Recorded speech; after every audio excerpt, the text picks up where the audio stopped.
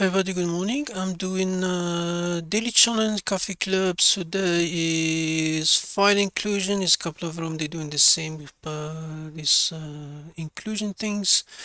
This one is easy because when you tell you the hint, basically you can just you can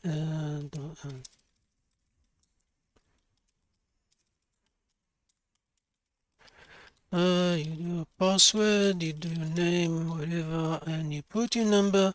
And you just explore until you see where is the file can be. Basically in this one, most of the image you can guess it's an image related, and you can see already there, it's already telling you.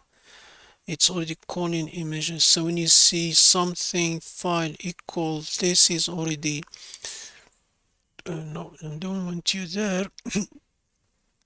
Um, you can just open edit and resend, and you can say already tell you LFI. So we had an LFI. If you have different ESA, you can just do try looking for the TTC pass W, but in this case a response will tell you the flag is not there, so you start looking for it where they put the flag.txt, sometimes there, file not found, some they put it in up, they don't.